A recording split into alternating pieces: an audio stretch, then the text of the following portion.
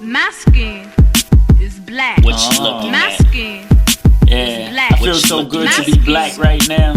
Welcome to episode 36 of the BlackNFashion podcast. I might be on 36. That's a shame. I don't even know. Actually, I am. I'm correct. So just bear with me this time, guys. I definitely been doing a lot.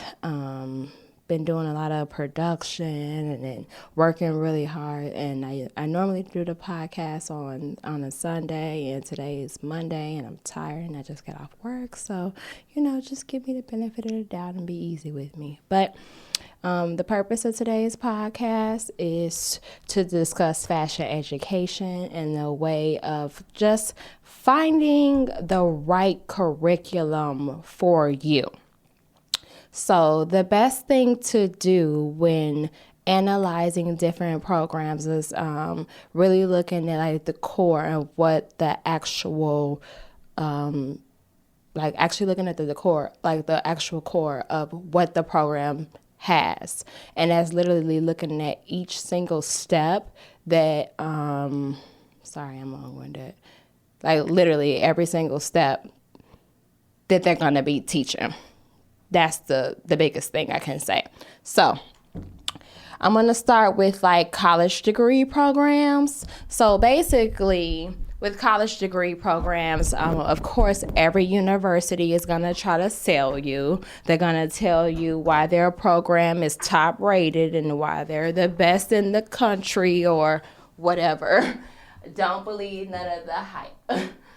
So when you're analyzing a school program, look at the course description, look and see who's actually teaching, and look at their background and what they have done in their body of work. Sometimes what happens is you get a lot of teachers that are outdated and have not worked in the industry in a very long time. And when you have people that are teaching that have not worked in the industry in a very long time, their teaching style is outdated. The way they do things in the industry is a lot different from the way they used to. So just to break it down, when it comes to like curriculums and when you're looking for, if you're starting out, you're looking for a fashion school, or if you even want to go to fashion school, if you just want to take some classes here or there, the outline of those curriculums are probably the most strategic thing you can look at. Who the professor is, look them up on LinkedIn, figure out their background, see, you just got to do your research more than anything else. And I'm going to tell you guys what prompted me to even want to do this episode. I was meeting with a young lady, and she booked a consultation with me, and she is, she's young, she's eager to learn, and she's going to FIT. And she was just telling me about some of her experiences there, and it almost brought me to tears because I felt the same way when I was in design school. I was the only black girl in my class, didn't feel like the professors took me seriously. I also felt really biased to like how they would treat and like critique us. And she basically was telling me that she felt, like defeated. And you shouldn't feel like that in a creative space. Like in a creative space, you shouldn't feel defeated. Like your teachers are meant to be there to mentor, to train, to coach you, because that's essentially what a teacher is. So I get it. FIT is like a big thing. However, if you're going to get into a space just to say you went to FIT and you're not getting the essential things that you need in order to be successful in the place that you want to, you dream and you envision for yourself, then it's pretty pointless. I actually got a chance to look at like her course curriculum, and I saw like the classes breakdown of like what they're teaching in like an associate's program and a bachelor's program, which I thought was very like this is why people at FIT can't pattern make. This is why they can't drape. And a lot of people that go there are so heavily design focused that that's all they know how to do, but they don't have no execution. And at the end of the day, fashion is about execution. If you should be able to look at something and know how to create it, or be able to draw something out and know how to create it. So even if you can't draw, like you have to know execution points in order to, not to say to be a designer, you don't have to know execution points, but if you want to scale your business to a certain point, there are certain essentials that you need to have. Because believe me, us designers, we can't sew everything. We can't pattern make everything, but you do need to know the terminology, know how to give your message and be able to really take what's going on in your head and able to explain it to somebody else or another professional. So it's really hard sometimes to work with certain designers when they don't know the terminology, they don't know the information. It's like, even if you're not going to do it yourself, and that's perfectly fine, you don't have to do it, at least verse yourself in the education to know what you're talking about, so that way you could give that information to somebody else, okay?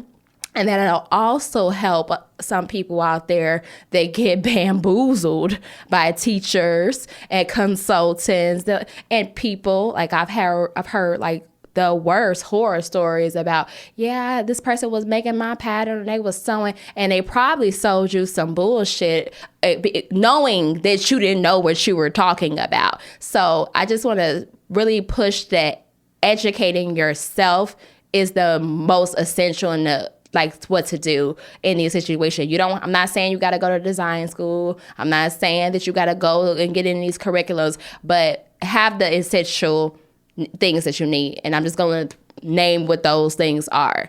Design concepts. Know the differences between the 4 elements of design: line, shape, color, texture. Those are the 4 elements of design. Know how to make something cohesive. Know how to create like a rhythm and a mood. So that whole design conceptualized, you do need to know how to do that in order to pull your ideas together.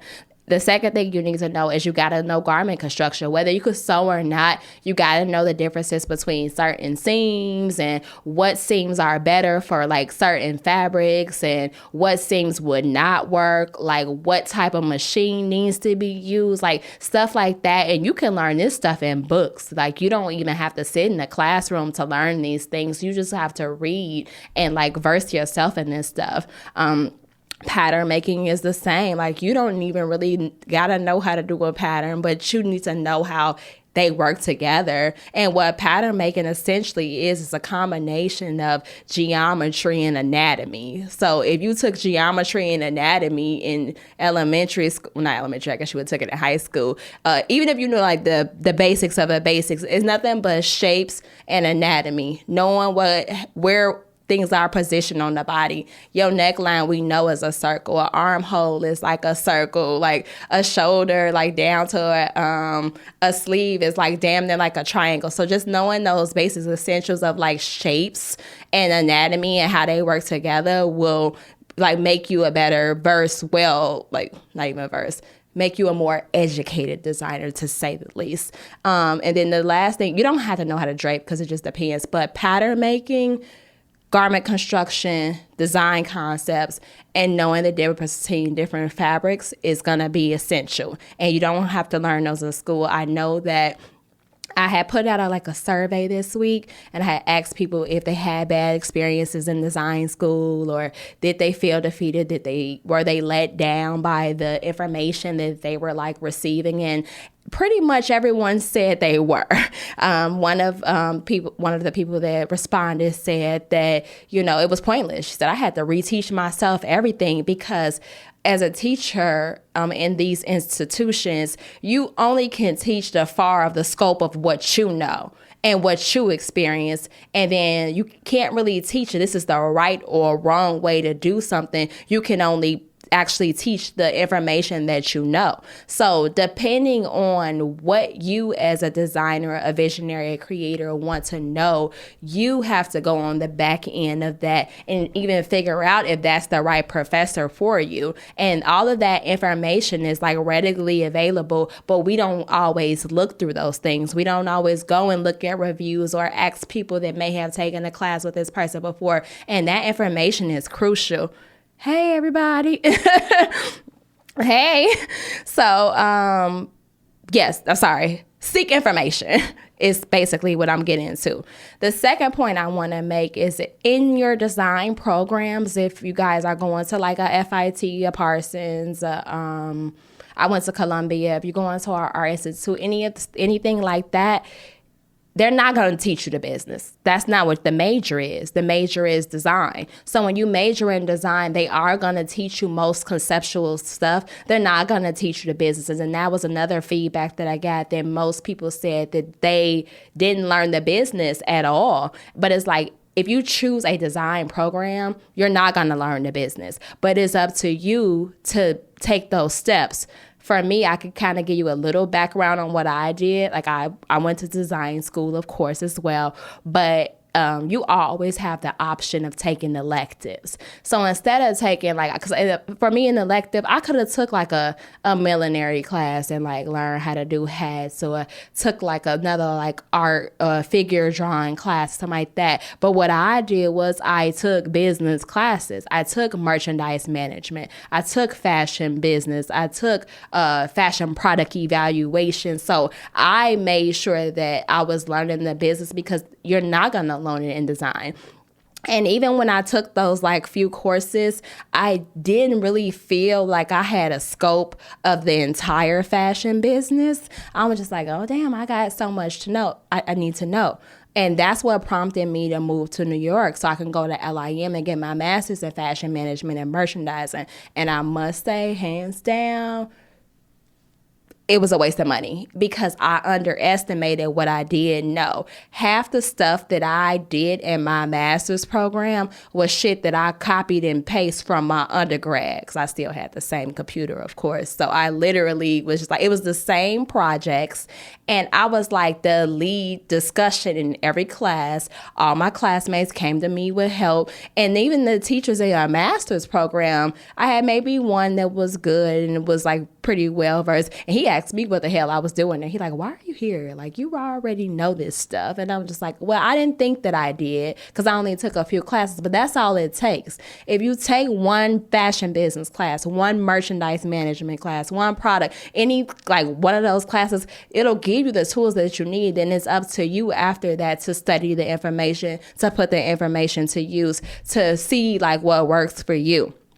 So I just want to make sure that that is completely clear. You have to seek your own information and do not rely on institutions to fully educate you.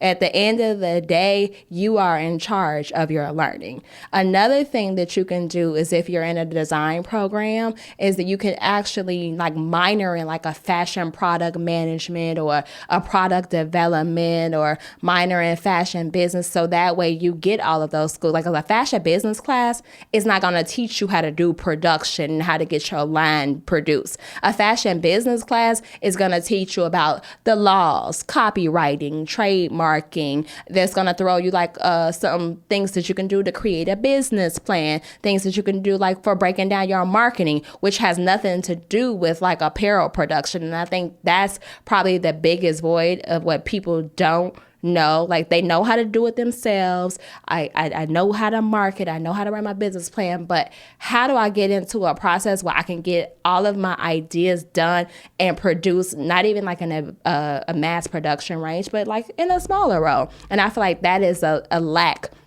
there. And then you have people like myself who, you know, we have these consultant agencies and these businesses to help you guys and fuel you guys. But then there's some people that are genuine with it, and then some people they're not, and then that's how some people end up getting done dirty and paying tens and thousands of dollars for pattern making and sewing and not to have nothing to show for it, or signing up for these programs to become a member of their organization. They're going to give you all these tools and stuff like that that's going to help you grow and be successful, and you spend all this money and you still don't have nothing to show for it. So just be leery of these organizations that's gonna help you get your business and make you make six figures in 1 year, because I fucking doubt it. And that's just real shit. I'm just gonna put that out there, okay? The likelihood of that happening, maybe in the wholesale world, if you buying stuff and you're reselling it, possibly. But like in the fashion design world, it takes a whole year to even build a collection and get it done. Technically, if you're on the fashion calendar, I say F the fashion calendar, put things out when you want to put things out, and like be like that niche in the market where you constantly creating and throwing stuff out away from the fashion calendars. Because when you in that fashion calendar, you get sucked in with all those big name luxury brands that you honestly can't even compete with yet. Like, so don't do it. Don't do it. Another thing is like like I said, what prompted this is like, if you are in fashion design school and you are like the only Black person in your class, and you feel like the teachers are very biased to you, and this happened a lot to me. Speak up. And I cannot stress that enough, to speak up and to own it. Because at the end of the day, you're paying tuition. At the end of the day, the teacher is technically there to serve you. So I think it's okay with being vocal or, ruffling some feathers to, get what you need. I think I became very successful from doing that. Like I had teachers, I had a teacher one time tell me that, what they have to say to me? I want to say she was just like, you were right. I know what it was. Okay, so when I was in design school, I was working full time. I had 2 jobs. I was the president of an organization, and I also had like 5 studio classes. So I told her like it wasn't realistic for me to meet these certain checkpoints on my designs where I was making a 8-piece collection that interchanged and make 30 looks, like for the multifaceted woman, whereas everybody else in my class making 3 damn dresses for their senior thesis. That's not my aesthetic. I don't design avant-garde. I don't design couture. That's not what I do. I make wearable clothing. That's just who I am as a designer. And the teacher told me that I was making excuses and that I wasn't getting my work done. And then as the time went on, she ends up coming back. She's like, you were right, Lanice. You're not the only one that's not done. No one is done. I said, I know. And she was like, well, you could have just said thank you. No, bitch. No, I don't have to say thank you. You could have just left me alone. I told you, we're all adults here, and we're all working and putting ourselves through school. And if I'm working 2 jobs and I'm also trying to go home at night and make these clothes, it's not realistic for me to have these certain things done because you said have them done. To me, the last day of the semester, that's when the deadline is, okay? And that's when I had everything ready to the day of the fashion show. So don't be afraid to challenge some of the teachers, because I did it all the time. I asked a teacher for help one time, and she told me to look in my book. I said, I don't even have my book. I'm asking you because I'm a visual learner. That's another thing, knowing how you learn. Some people are visual learners. Some people need to see things like written out. Like it just kind of like depends. So as a visual learner, I need to see when we're creating something in 3D opposed to something in 2D. And she didn't want to help me. So I'm like, okay. She walked away from my little section on the table. I figured it out on my own. And she came back and then she said, oh, much better. Looks so nice. You see what happens when you open up your book? And I said, I didn't open up my book. I figured it out on my own, and now you can leave me alone. And of course, she asked me to get out her classroom. Of course, I was like, no, because I paid tuition and I'm here. And as a teacher, you're supposed to want to willingly help me. If you're in a space where your teacher is definitely supposed to challenge you. Not saying that they are supposed to challenge you. We are here to like make you think, but we're not here to be rude, to be condescending, and to not help. Bruh, I think you know it was Liz, because you went to Columbia too. If you don't know, it was Liz, that heifer. Sorry, got off key there. But anyway, but yeah, like we're here to teach. And I'm saying that as a teacher because I always wanted to be a teacher. And I tried to get jobs at like some of these different institutions and, you know, they wouldn't hire me. But it's cool. I created a platform that way that I could teach on my own. She said, fuck Liz. Shut up, Ari. But like, it's like when you choosing a teacher, you have to choose someone that's genuine. You have to choose someone that you know is actually there for you. A lot of the times what happens is these professors give their spiel the first day. They talk about their background. They talk about the things that they've done and stuff like that. Listen to them stories, because half them stories is, oh yeah, I went to New York, I didn't make it, and I came back home. So teaching is their backup plan. It's not their first priority. And when teaching is not your first priority, you're not good at it, because you have to naturally want to mentor and help people. So when y'all listening to these stories about what these professors done and they're back in the day, or and I was this and I was that, and then now I'm here teaching, something didn't work out. Okay, so just keep that in mind. Like it's nice to hear these stories because like, oh wow, you've done this, you've done that. But if teaching was always your backup plan, it's not your number one priority. Just gonna make sure you guys know that across the board. So next thing I want to say is like the things that you need to have, let's say if you like want to work in the industry, because you don't necessarily have to go to design school to work in the fashion industry. You just have to have a certain level of skills that need to be on your resume, or like that need to be in your portfolio per se.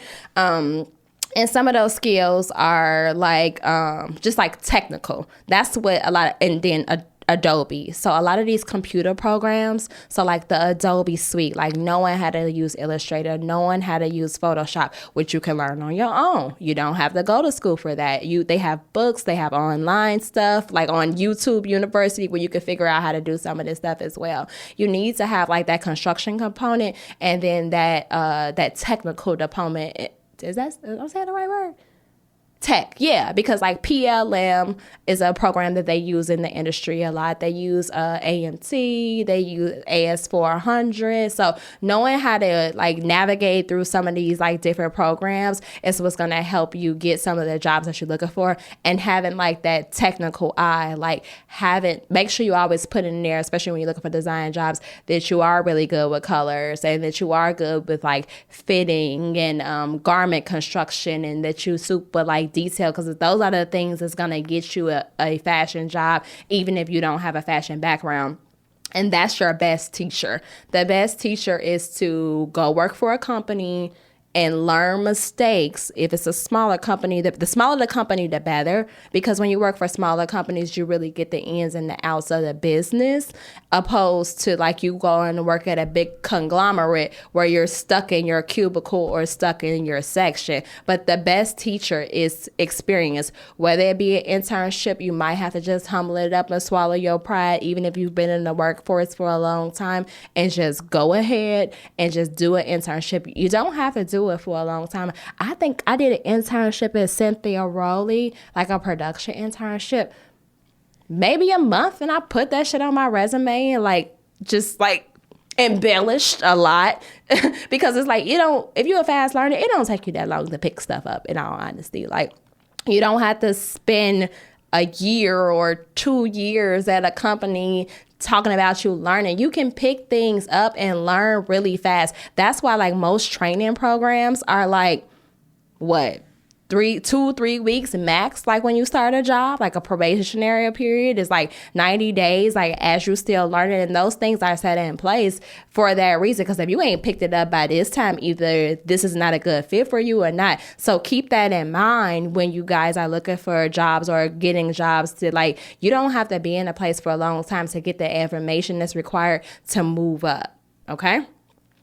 Next thing I want to talk about is I had someone write in there one of her bad experience. Well, not even a bad experience. She just said that she wished that she had saw more Black people or let them discuss more Black designers in like fashion history courses, which, you know, in fashion history, they really only talk about all these different European designers. Like, of course, they do hit on like American designers, but they completely void out like any Black designers, like Ann Lowe. She never gets mentioned in any fashion history courses at all. So when I know every school has the review things at the end of the semester, and a lot of times this is our time to like put that information in there so that we not consistently getting overlooked. So we want to see change. We have to be the ones to affect the change. So you got to tell these people, because you got to think about these curriculums are old as dirt. Like, unless they get like a new person in that comes in and heads over a department that hasn't been in the business, who's coming straight out of the industry right now, a lot of these curriculums are old as dirt, and they just following, and no one is actually giving the information to say, hey, yo, this wasn't beneficial to me. I didn't learn anything, or I didn't learn the things that I thought I was going to learn, especially when it comes to Black designers. Like, y'all completely omit them. Don't completely omit them. Like, y'all got to figure out a way to work it in. You got to get a book that got all of them in there, update the books in these classes and stuff. So just, more than anything, use your voice. Use your voice to tell these institutions that you're spending all this money in and going into debt, like, what you need in order to be successful. Like, I have talked to so many deans, chair people. I didn't talk to teachers like, yeah, nah, let me tell you all the things that could improve. I even went to, like, when in my master's program, I went to the director of the whole graduate studies department, because I'm just like, yeah, sis, this ain't it. And like, and I'm gonna put myself another $15,000 to $20,000 in debt. Oh, you best to believe I'm gonna speak about it. Like, I need to get the essential tools in order to be successful, because nowadays it's all about who you know, and it shouldn't be like that. It should be like the core information of what I know, and my experience and my skill set is gonna get me to the place that I need to be. So, use your voice. That's just my point. And I wanted to really, really touch on the seeking like help. So like, I mean, most of you know, I have a consulting business, so I help designers, you know, bring their stuff from vision to like reality. But I know that there's quite a nice amount of people that do the same thing that I do. Some of them, their prices are insane, and it's really hard for like a smaller designer to get there. And if you do, sometimes, even if you do have the funds, sometimes you still end up getting bamboozled. So just a few quick notes to like when you guys are working with consulting agencies or working with people that help designers get them to the next level, just key things to look for. If someone is rushing you, they have a hidden agenda or a hidden motive, or not, you know, a ulterior motive. My accent is jacked up. I think I said that right. I don't know. But be leery of people that rush you, because there is no rush. You are on your own time frame.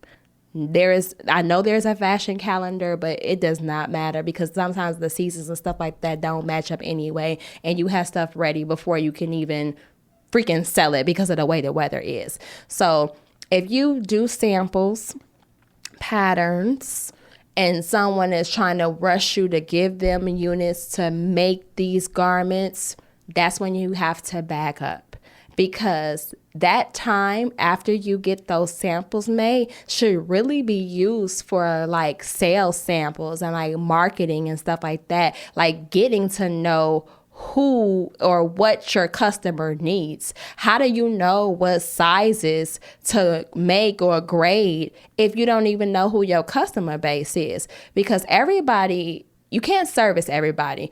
Sometimes there's no reason to make an extra small all the way to an extra large if that's not who your target consumer is. Like, you might only need to make small, medium, large, and you might be sitting on those other sizes. So when someone is rushing you and like trying to push you to move forward and get the pieces done, that's the time when you need to step back from it, because no consultant should be pushing you to do that. You need to spend that time doing your market research and really understanding who you are. You might know who your customer is, but you still need to do market research constantly, because your customers change, taste levels change. So you always have to be looking in the market and looking at your competitors. Always do a SWOT analysis: strength, weakness, opportunities, like all opportunities, and like your position. That's what SWOT stands for. Is it position? Yeah, something like that. So do that and during that time. But anyone who rush you, it's time to take a break from them. And just keep in mind, when you do work with someone else, you have to be able to have a certain level of trust for them. You're putting your money, your dreams, your vision in the hands of somebody else, and you're hoping that they can make this come true for you. That relationship needs to be genuine. That person's customer service needs to be at an all-time high. You're trusting them with your baby. You're trusting them to take your money and do the right things with that money, and to actually produce something that you actually can be proud of and be like, damn, I did that. So just wait, is that a question? Who is that? Oh yeah, I don't know that person. I'm like, I don't know, you can't jump you in here right now. But just, if you meet someone and you go to a consultation and, they tell you about the different things they can do for your brand, and they're offering their advice and stuff like that, more than anything, make sure you make an eye contact with that person. Make sure you stress to them and let them know how important this is to you. And you'll be able to gauge someone's energy, their vibe, how they are. Of course, you ask for references, ask for reviews, get all of that information before you make a decision. Just because you have a consultation with someone doesn't mean you have to move forward with them. It doesn't mean you have to work with them. That's that time for y'all to figure each other out. You need to, just like your consultant, you need to figure out if you're going to be a handful as a client, or if it's going to be vice versa, so that that's really the time to really feel one another out. Whoever the account manager or the person is going to be handling everything for you. If it's one person, whoever that is going to be handling everything for you. But ask as many questions as possible and know exactly where your money is going and what it's going to. If people are just telling you it's going to cost $5,000 to make your clothing line, well, what does that $5,000 go to? Does it go into the grading? Does it go into the marking? Is it part of the pattern making? Is it the fabric? Is it the packaging?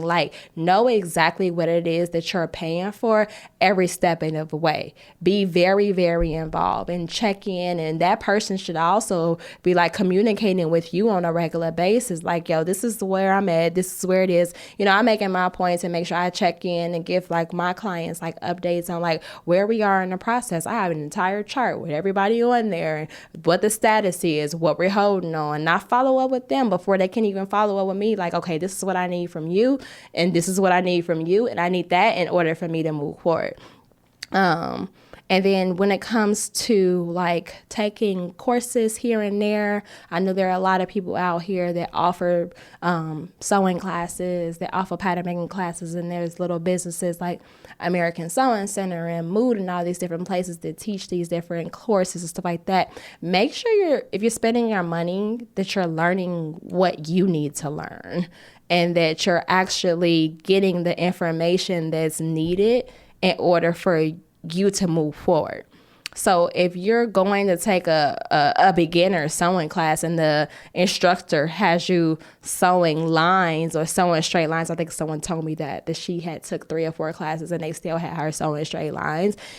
I think that everyone learns different, and you need to pick classes that really caters to your learning. If you're a lot advanced than other people in the class, then it's pretty pointless for you. You're just wasting your money. And that's why I do recommend at an adult level to take private courses. I'm sure they're gonna be a little bit more expensive than like working in like a group setting, but it'll be more personalized and you'll get to your goal faster if you cater it to what you need.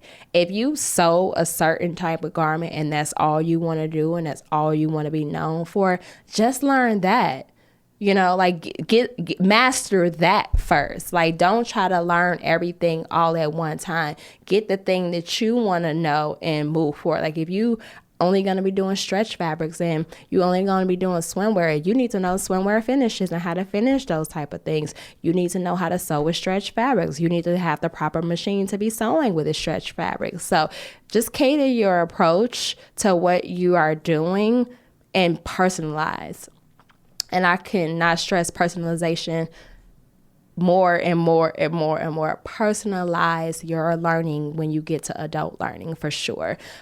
If you're young and you're just entering college, that is the stage where you're still trying to figure out who you are as a designer. You're still trying to figure out his brand. And even if you just are changing career paths and you still trying to figure it out as well, that's perfectly fine. But it's something in you that you already know what it is that you want to do, and you just need to refine that. And you don't have to have this, I got to go to design school, I got to do this in order to get all this information, because it is readily available.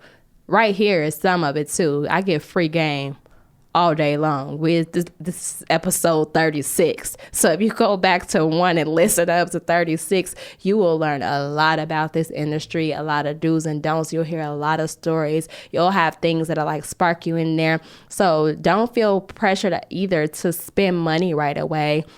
I had a consultation with a potential client maybe 2-3 weeks ago, and she said, I had so many questions for you that I wanted answered, and I went and I listened to your podcast and you answered all my questions. So the information is out there. You just have to be able to take it, absorb it, practice it, learn it, understand it, and comprehend it more than anything else, because you can hear it and not comprehend the information. So I think that's all I have for you guys today. If anybody who's watching has any specific questions, I'll give you guys a chance to just like throw them out there, and then I can answer them on the spot. If anybody has any questions about what they should and shouldn't be doing, or what they looking for. I'm trying to make sure nobody asks questions. I saw a whole bunch of stuff in here. If you really need to talk to us, you should book a consultation. Yes, we do manufacture. We do everything. Y'all are laughing at me too. I was cursing. Sorry. I do that sometimes, especially when I'm passionate. All right, guys, give you a couple minutes, but I think that is it. I went over everything for sure. Law, marketing, like reviews more than anything, people. Reviews. Look at the reviews, look at the courses, look at the curriculum. Make sure that the base of construction is at least 2 to 3 courses. Like there should be a construction 1, a construction 2, a construction 3. And the same like with like pattern making as well. It should be a pattern making 1, 2, and 3, because you're not going to learn all of those things in like one course. Like it's pretty freaking impossible. And then it also just takes a lot of practice. Fashion history, you honestly don't even need that. Like, I'm gonna be honest, like you could go on Google and look up fashion history. So that entire course, I cannot stand courses that got fashion history in it, because it is so pointless. We all know these designers. We can look them up online. So dedicating an entire course to knowing the history of fashion is pretty freaking stupid, okay? So if it's more than one in there, please just move on to the next program and just find something else. What else? Yeah, professor reviews. Look at their LinkedIns. Look at their history and look at their background. I think I said that already, but I'm just going to say that again. See what they was doing before you decide to get in there. Because one of the worst feelings you can have is to be in a design class, be in a room full of people, and you got someone critiquing you, and it is the most discouraging, like your heart, like especially when you know that you put a lot of work into something and you come to find, especially me, I was the only black girl in a lot of my classes, you would come to find that a lot of these teachers is biased, like, especially the ones that come from other countries and they come to the U.S. and teach, and they just already think that, like, us as American designers are shitty anyway. So, you need to be in Paris. Like, this is where you have to be in. No, I don't. I don't have to design this way in order to be successful. And I know that there are a lot of teachers that, will quick to judge someone and say, oh yeah, they'll never make it and you'll never make it with this type of thing and you got to do this. Do not believe it. I swear, if you don't let that shit roll off your back, I had to do the same thing, because there was a lot of times where I doubted myself as a designer and my capabilities, but I doubted myself, but I never gave up. I never felt defeated. I may have felt low and allowed someone else to make me feel low. I promise I'd never do that again. Let it roll off your back, because opinions are like assholes and everyone's got one. And everyone's going to say everybody wants to be a fashion designer. Everybody's trying to make a clothing line. And there is room and there is money and there is enough like vision and dream for everybody. So don't ever feel like you can't do something because it's someone else telling you, well, everybody do that, or what are you doing different? And well, if you put graphics and stuff like that on a t-shirt, you're not a fashion designer, which is rude as shit.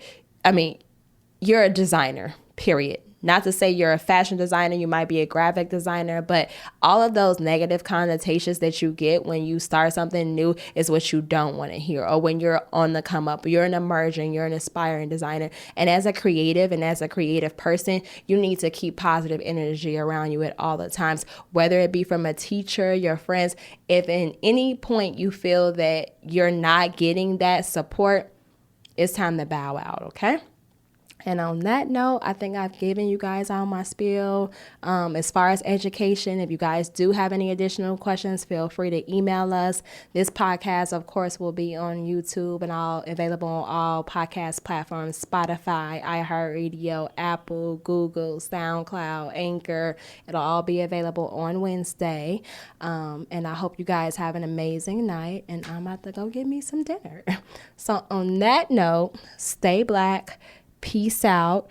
I'll put in my show notes just like the key things that you need to know when it comes to being a designer, and then you could just seek out that information specifically.